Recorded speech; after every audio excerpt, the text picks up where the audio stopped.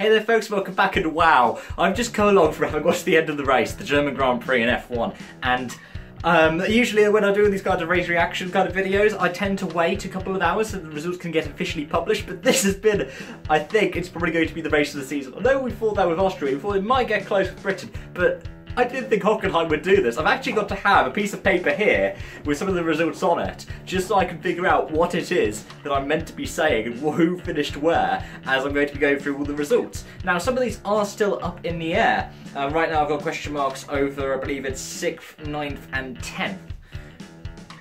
But apart from that, oh wow. This video might not actually get to air because I might figure out that some of the results have changed, so it's not right putting it out right now. But right now, here's what we have. We have Max Verstappen having won the second race this season for Red Bull Honda. Nearly said Toro Rosso because what happened? Third place, Daniel Kvyat. The second podium for Toro Rosso in their history. The only other podium came with the win in Monza 2008, which was done by the guy who finished in second place, Sebastian Vettel, who started P20. You can't make this stuff up. This was actually one of the best races we saw. The top 5 were 5 different cars, all 4 engine suppliers represented. Lance Stroll managed to finish 4th place, having made what was probably the best tyre gamble of the race by going on to softs quite early on. Carlos Sainz, 5th place. The only person who made it to the end on less than 4 stops. He did 3. Can't even make this kind of stuff up. It's really, I'm looking at this now, I'm finding it hard to believe this is actually what we had. Starting off with the inters and wets, where we saw Sergio Perez have the first off of the race, bringing the safety car back out. We later saw so many other retirements. We saw Daniel Ricciardo have the car breakdown, Lando Norris the same. We saw Charles Leclerc a lap later in the wall in the final corner. I thought this race was over. I thought, okay, this is it, done. Hamilton's going to walk away and win this. But no. Even a few laps later, about 13 laps later, lap 40, we saw Nico Hulkenberg, who I thought could get his first podium, crash out in the same corner. We saw the yellow flag going out. We saw Lewis Hamilton in the wall. We saw Valtteri Bottas in the wall in turn 1, only a couple of laps after Hamilton had been off. And that was lap 56. Hamilton had multiple offs this race, remember? So when he went off in turn 1, that was the one that was maybe a couple of laps later by Valtteri Bottas.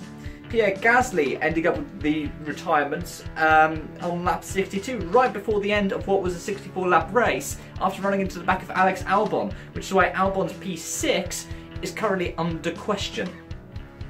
And wow, this is really quite a race where you have a lot of points to talk about. I'm probably going to dissect these over multiple different videos, but there are a few bits that I quite like. So, for example, because I read it before Vettel was P2, and because I almost had a slip up when I was talking about Verstappen's P1, Toro Rosso getting another podium. This is their second podium in the team's history. If you include the Minardi history, that's a second podium in 34 years. It's spectacular, and for somebody who's just had his child born yesterday, you've got to feel for Kvyat. That is a mega weekend. It's probably one of the best weekends of his life. You look at these results and you wonder what's been happening most of the season.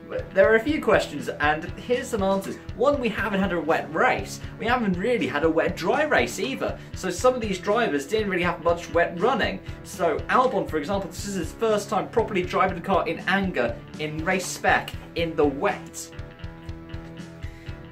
And it's created a race like this. I don't even know what the standings are looking like. I haven't even had a look at what the standings are looking like after this. But I don't really care. This is weird for me to say, but following F1 for so long, I don't really care. The races that come to mind when I think of this are Canada 2011, Monza 2008, and the Nürburgring in 2007. That was the first season that I was watching F1, and I remember Marcus Winkelhock leading the race in the Spiker. I had similar vibes to that with Lance Stroll leading the race this afternoon, and I honestly, I can barely fathom thinking about what's happened here. I don't want to run on long for such a long time because I'm doing this straight afterwards. You got my instant reaction. I don't want to be taking many takes on it either. And I don't really know what else I want to say because I could talk about this race for hours now. I could talk about it for days. I probably will, let's be honest. If you want to, you know, get in the loop about what I'm going to be saying, you can stay subscribed and I'll probably do a full race debrief for the next couple of days. But, oh wow, I'm probably going to end up losing my voice. Oh. Sometimes you wonder why people don't like F1.